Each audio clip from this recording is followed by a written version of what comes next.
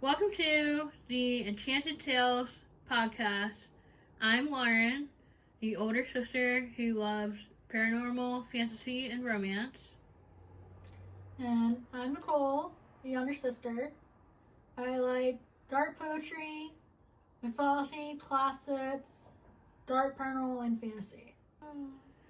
So, for the first episode, I thought we would talk about what books inspired our writing, since we love writing and love literature, and also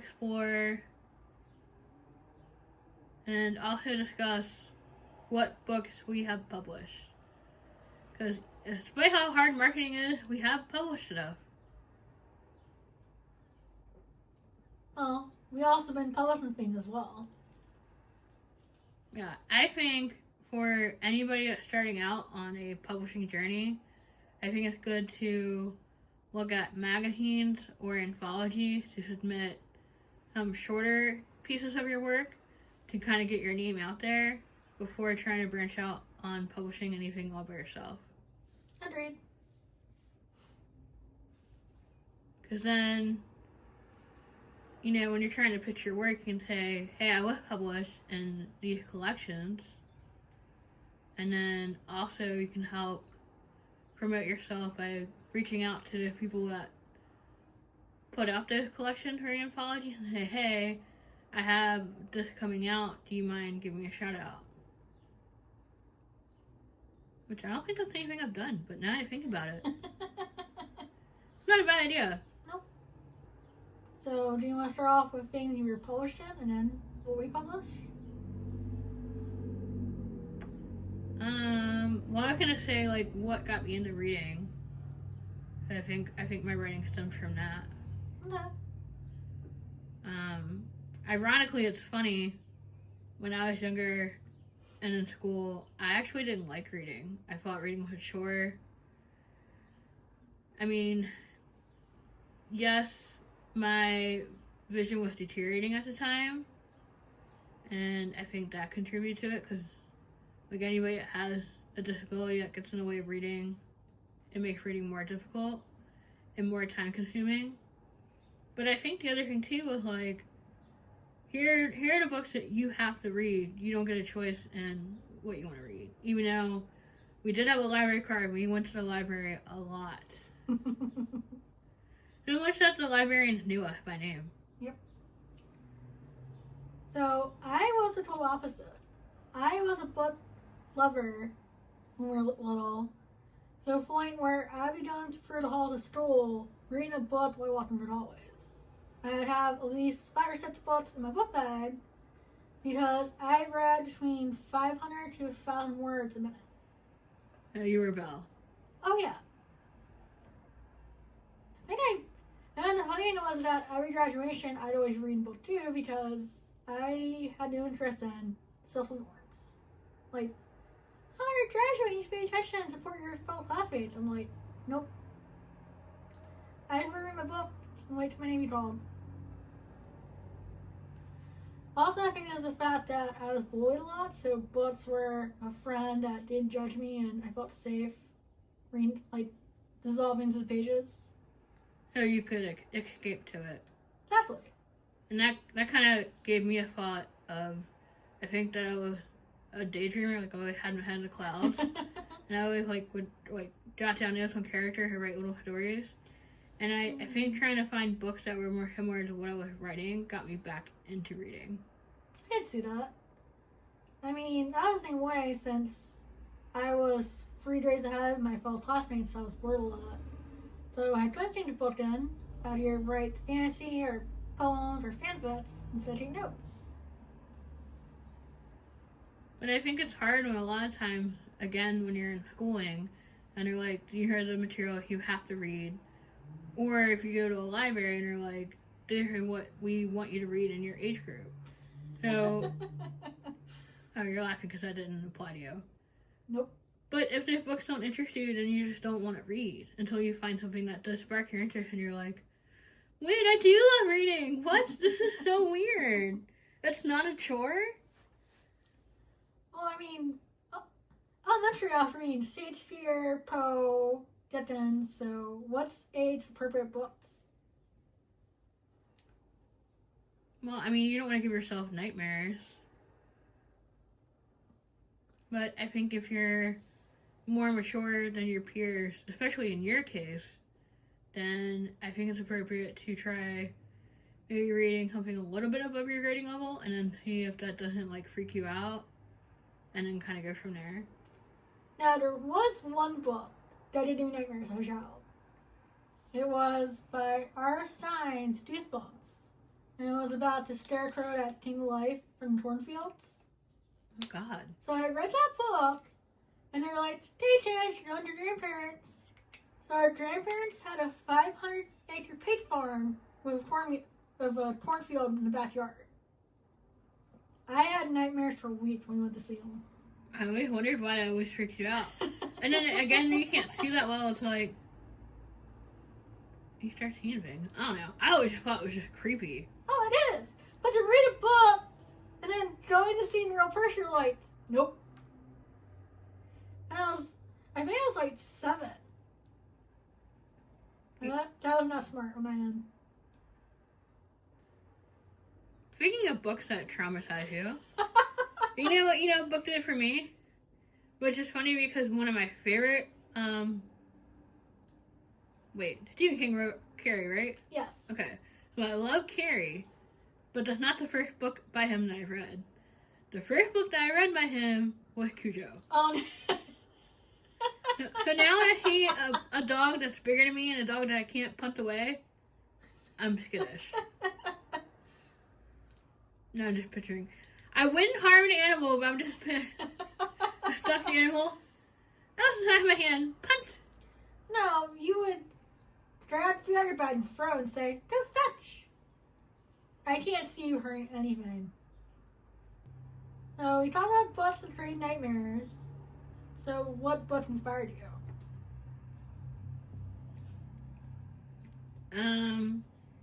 I think back then, one.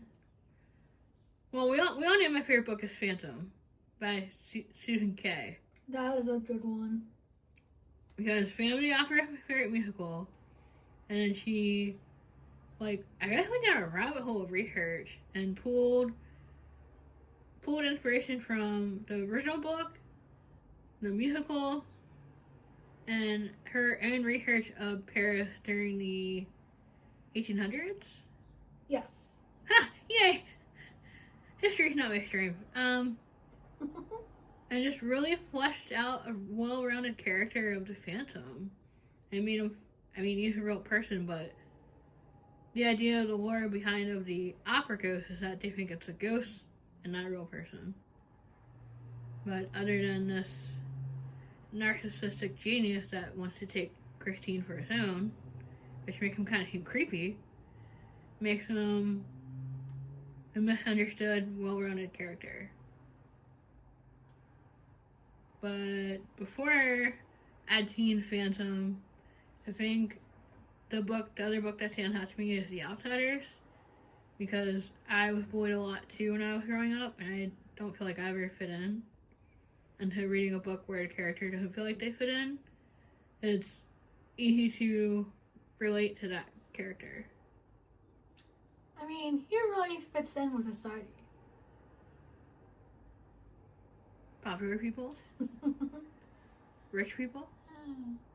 So for me, like I said, I always loved books, but the ones that stand out the most are our older sister got a Christmas present one year, and she got this selection of classics that are illustrated for children. Not her now. And it had Black Beauty, God Dropped Mr. Hyde, Frankenstein, etc. So I'd see it in her room, take one, and oh no, it disappeared from her collection. Until at one point, the whole collection became mine. I think she knew. Oh yeah. The books are disappearing. And I have one sibling that loves books more than people. And then when I got older, I got more into the macabre and gothic versions of writing. And that's when I started Edgar Allan Poe. And I fell in love with his writing style when it came to poetry and short stories. I was gonna say macabre is such a Poe word. Not dark or gothic. Macabre. Macabre! The sad thing is, though, for selection, I only have one left, and that's Black Beauty. Since we moved so many times, I just lost them over the years. But you had the one that was your favorite, or the one that meant to move to you. But I think you would have been distraught if you had lost that one as well. Yeah, I almost did, actually. It's what happens when you move and someone else patches your room for you. Must save the books. Save the books. Oh. Question. Uh-huh. Do you feel like your interest in books has shifted since middle school until now? I don't think it's shifted, but I think it's harder because back then I had a lot more of my vision. To now, I can only do audiobooks, and it's just not the same. Audiobook will not replace having a book in your hands because you don't have the smell of ink on the pages, you don't have the weight in your hands, you don't have your interpretation of how the voices should sound from the book, any of that. Oh, that's a really good point. I think I would agree with you until they came out with Kindle, and then I think I just got so used to reading books electronically that to shift the audiobook, I was stubborn because I thought it wouldn't hold my attention or I would fall asleep. But when I really like duet narration audio, where it's duo POV and each one has a different narrator doing the voice, or just finding a really, really good narrator that engages me, or I just really like their voice. Now see, I had the misfortune of my stool textbooks being the first introduction to audio, and that will put you to sleep. I'm sorry, listen to a dry textbook being read. It doesn't matter if it's being read by a person from the opera or an actor, it's still dry. And it's still to put you to sleep. So again, if the book's material itself isn't engaging, you lose interest. Yes. I think for me too, the genre and the type of books has changed. I feel like I still like fantasy and I still like paranormal. And I didn't think I would like romantasy books. And I read some and I'm like, or I listen to some and I'm just like, what is wrong with me? Why am I listening to this? It's the voice. Sorry. It's the voice. I agree, because when we were younger, like, I was reading, like, Nancy Drew, Baby's First Love, a lot of, like, mystery and thrillers. And now I'm more towards paranormal and fantasy and sometimes adventure thrillers. Because now I have a mystery book, I'm just not interested. Because it doesn't help that I solved the mystery between the first 2 chapters, and then I'm just bored with the rest of the book. I thought you were going to say that. End of page 1. I know how it ends. Nikki, you haven't even read chapter 1. I know it ends. Alright, fine, we'll play a bet. We'll get to the end of the book, and if you were right, then I'll agree you were right. And a lot of times, you were right. Yeah, you stopped betting me money for that reason. But to be fair, my first major was forensics. So I'm not surprised by that. But it's funny though how I don't like just straight romance books. But if romance is a subplot where it helps evolve the character, I don't mind it. Yeah, nope. If there's a romance in my book, it's being fun and being given to you. I'm running. I think the only few books I could stand romance was The Sword of Truth and what was the other book? But like books where there's romance, but it's not heavily influenced with the story. Well, I was gonna ask, do you mean like if it's a slow burn, like there's banter between the two characters, and it's implied, but it doesn't really happen? No. Wow, I would have gave you that one. I mean, it's hinted at, but it's not mentioned. So you know in the end that they'll be together, but it's not really shown throughout the book. Yeah. Yes. That's okay? Yeah. Yes, that's called a slow burn. No! Yeah. No! Why? I hate romance, that's why! I don't think you do. I just don't. I think you don't like that it impacts the plot. You want it to be there in the background set, you don't notice it, and it's not in your face. I mean, I haven't spent much at all. Okay, but in fantasy, it's implied. You think of a fantasy book where it's not romantic? Yeah, the ones where it's... Damn it! I just thought I forgot Brown that's in it too. I'm like, damn it. Yeah, I'll wait. Well, I think there's the ones where they do the route of the master and apprentice. And they become friends. No, not when it's die, master apprentice. Oh, it's a mentorship. Yeah.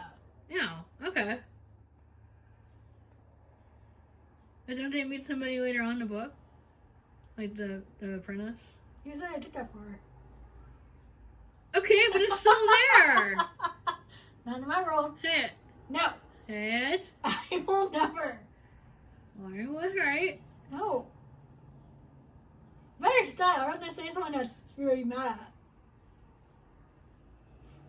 But I agree. I think if the romance ever runs the plot and it's just there to be there, there is no plot, then I won't be interested in the book. But then another category that I didn't think I'd be interested in is sci-fi fantasy. Ugh. Because I liked all the toys. I keep forgetting that's sci-fi. Stop trying to make me like sci-fi. Which one? The toys. Well, yeah, I mean, you have the weapons and different type of technology. I want them all. And then there's some that are post-apocalyptic, where it's a concept of, like, the world has shut down technology, so people have to go back to, like, medieval times. But then that reflects on your writing style, because for me, I like writing during the Dark Ages, during that time period. When Lauren's better with modern universe. What happened when I try to write in medieval times? Oh my gosh. I think your laughter hit it all. Thanks a lot. They're gonna get a bath. Lauren, no in water. Crap! Okay. They're gonna take their wounds. Lauren, there's no septic. I'm not to try anymore. I didn't have alcohol. I know what they do. They pour alcohol in it. Well, they use alcohol in hers, but you just kept doing modern stuff, and it's like, I didn't belong that time period. Now, is there a genre that you like reading that is hard for you to write or that you avoid writing? I like reading action thrillers, so the only thing that does stand for that is the Alex Riley series. But it's hard because I'm not really I'm not very good with writing action scenes or fight scenes. I mean, you did a good job for our current novel, Hunted. And I appreciate that, but I don't know how to write an entire novel where that's the main focus. Yeah, it's all fighting. Yeah. Oh, that's a good question. So, going back to like post-apocalyptic or how sci-fi is like the idea of having the technology and the toys and stuff. I don't think I could write a book like that. There's not many sci-fi fantasy things that I even like watching or reading. Yeah. And also, you couldn't write a mystery. Oh my god, no. Can I reveal the ending now? One chapter in. No, you have to expand on it and add like a red herring and even though they annoy me in a book. I mean, you're not very good with surprises. That doesn't really surprise me that you can't write mystery. A surprise? Gimme. And that's just my point. What's the surprise? So, as Lauren mentioned, we are in the process of getting our book Hunted, The Immortal's Kiss, Book 1, ready for publication. After everything we've done to get it ready, is there anything you wish we had known the first time going through, or things you learned while doing the process? Do you want to tell the listener what it's about? Lauren turns into a modern day version of Buffy. So it's about a slayer named Starlet Blackwater, who is being hunted by a vampire that goes by name of Simon.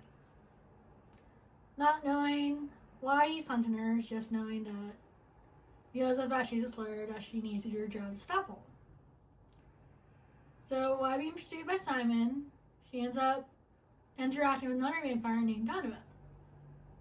He owns a local bar, which still don't know why we didn't name we can't pronounce. That's cool. It means the blood of the vampire in Romanian. But we can't say it. Yeah. And while interacting with Donovan, she finds out that they're related by marriage for her sister. And she's like, what? I didn't know I had a sister. Right. Are you spoiling the whole book? No, Oh, okay. that's all I'm doing. How's that ruin the book? Because I'm bad at doing that. That's why I said Oh, I you know, take it you're away. not allowed to do book reviews for that reason. Ew! I did learn a loophole on that. What? Thanks to book talk. You can just like say the book and read the back of the book, and then say the vibes that you felt from the book, and that's it. Yeah, but some people blur our whole book. Oh, that wouldn't be my fault. I wonder if it had been easier to just like draft all like. There's a plan right now for it to be a trilogy, so I'm wondering if it'd been better to word vomit or draft all 3 books, since we're kind of doing it one at a time. Right. And I have heard other authors say that's how they do it. I'm just wondering would it have been easier to do all 3 instead of one at a time? I mean, I see your point in these book relates to nuts, but I feel like Team Isolated, it's easier to focus on that book and not write something and realize it's for the wrong book and have to go back and fix it. Yeah, we haven't even written a 3rd book yet. Yeah. Now, for me, I feel like I'd wish we knew more about what to look for when it came to editors. And about having actual contracts that only by word of mouth. But I feel like that's just something you kind of learn as you go. I know, but it's still a horrible way to learn the hard way. And also learning that you should have more than one backup. Save it in a million places, and then email it to yourself. Yep. Otherwise, here's no down. No, my novel! I think I would also advise if you are having somebody make your covers and you're going to do a trilogy, I would have them do, even if all you have is a vibe and a title, I would have them do all 3 books. Now, we were very fortunate after we had book 1 cover done that our cover artist disappeared, and the cover artist we have now, which is Megan J. Parker from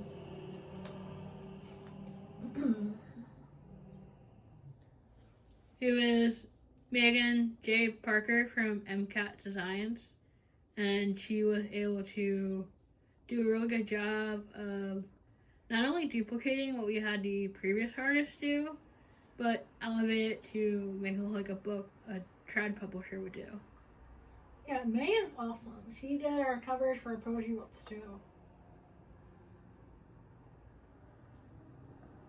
I think it's really cool if, like, later down the line, like, for some reason, like, you have a book cover done ahead of it being completed, and later down the line you're not happy with it, or you change the title, that she's flexible and will make the changes. Oh yeah, and if you can't see like the title or something on the book, you can't see the disability. She's really good about changing that too, which is what happened with Shadows of Us.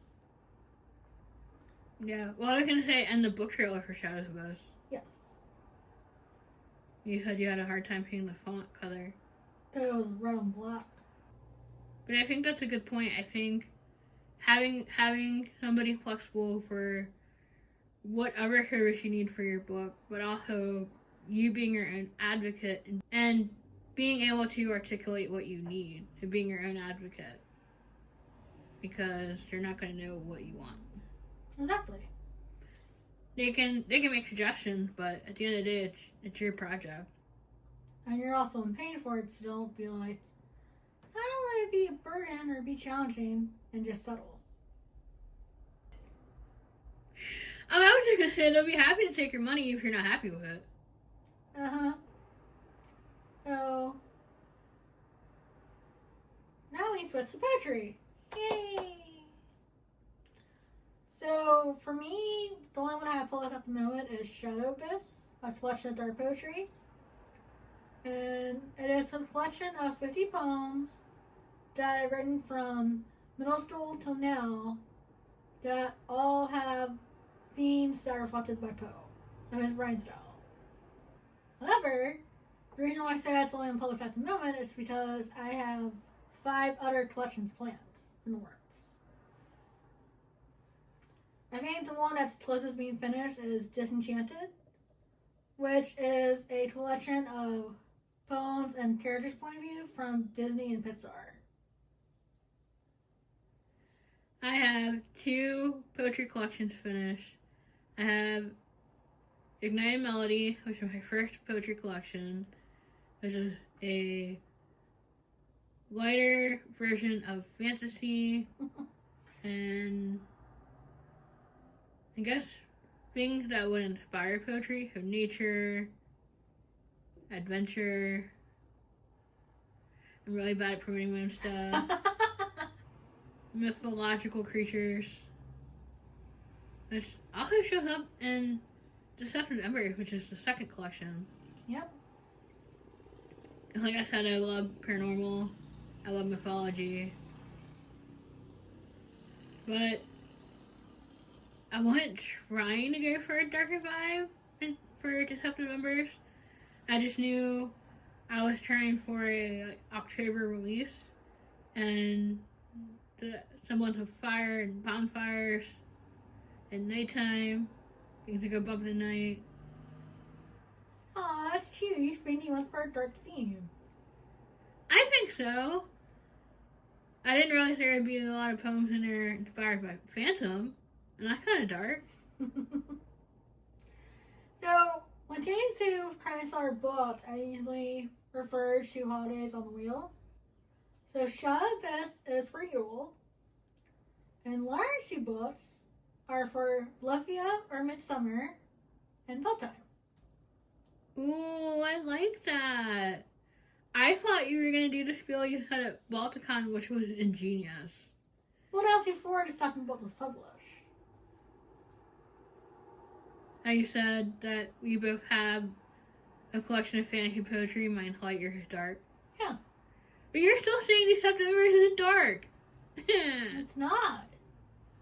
I disagree. Okay. Like, you believe what you want to believe. Mm-hmm. They're there. But is a comment saying that, like Holly and King, one represents the warmer seasons, one represents the colder seasons. So, for each episode, after we talk about our topic for today, we're either going to do like a Q&A or a fun fact or a quote or something fun to end the episode on. And today we decided to do rapid fire questions. So Nicole's going to read off the question and give her answer, and then I'll give my answer. Okay, so rapid fire questions. Vampires or werewolves?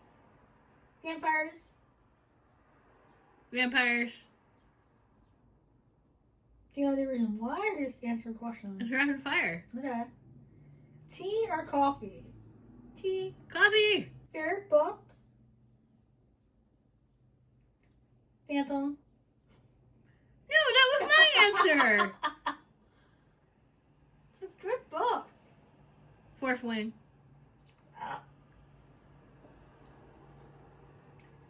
Favorite TV show or series? Friends. Gilmore Girls. Favorite movie? Disney's Animated Beauty and the Beast. But What? too many. Pick one. Rapid fire, you said.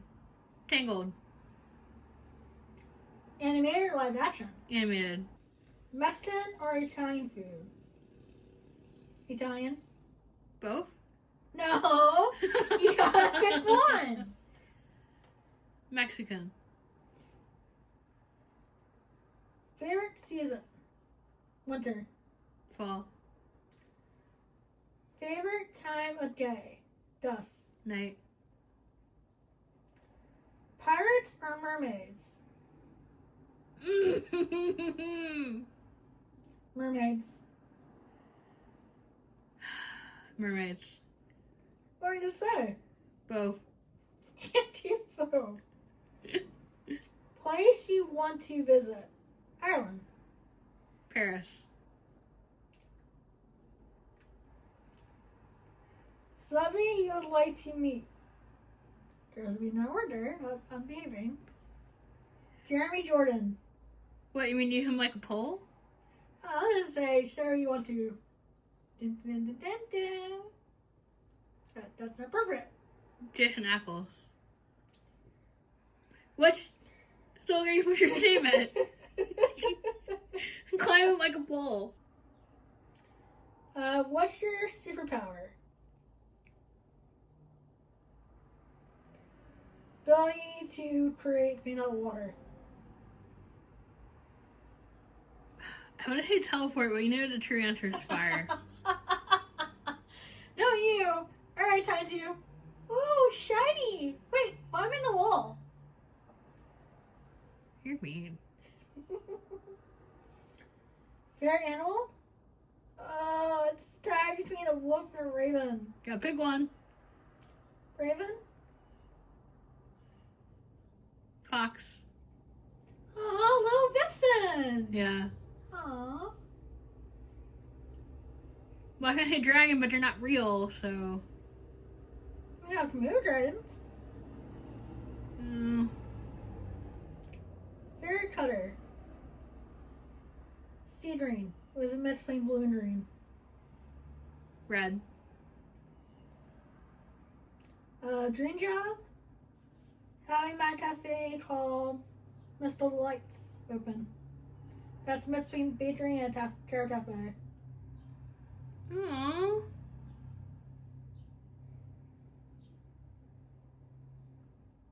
Yours?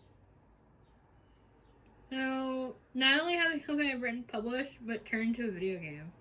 Oh, that'd be cool. D&D try to play Road or Ranger? I mean, that's no brainer, Road. Guys, don't do. Steve Cat. Bad movie, great character. I would say neither, but I guess if I have to pick one, I'll pick Ranger. Is that what you have animal companion? No, I just made it more appealing. Thank you. You're welcome. I think some people will have the animal companion and then that'll be like if they're blind or deaf, that made up for a sense they had lost. I mean, you're more ADD nerd than me. You would know. I did on top of it. Who would you cosplay as? Oh, I mean, I cosplay as Nightwing a lot. I feel like I just had to have, like, any costume made, no restraint. No like budget. Fabric or budgets. Yeah. I would probably want to have a thing of Artemis. Or Athena and then have, like, their animal companion on my shoulder. A little stuffed animal. Wow. Yeah. Um. Or if we're doing a Raincon, have Ariana from Hunted created. And we're not. Damn it. Why you gotta save me to make me change my answer? Probably a very comic book accurate version that's not slutty of Starfire. Oh, you know what probably worked for that? What? There's a scene from Teen Titans where Darkfire tricks her into marrying someone else and she has that wedding dress. Yeah. I mean, it's the only version I've seen of her costume that's not slutty. That would work. I will or fire in my hand. That would be you.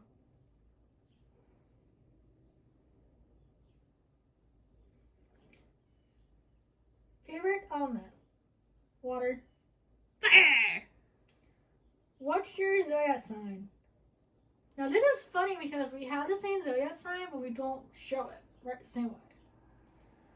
So we both have Aries, but my moon rising is Cancer. So my sign's more water-based instead of the actual fire-based Aries. And then I learned that my moon rising is Libra, which means... We should feel fire, so it's fitting.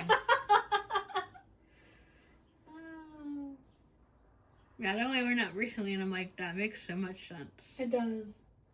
Sushi or ramen? Sushi. But, both. Nope. Both. I actually never tried ramens, but I know like sushi from the few times we had it, so. Yeah, for you, I would recommend making your own, but I'd definitely pick ramen. And then, happily ever after, yes or no? Your dark little heart wants to say no. I see it on your face. It depends.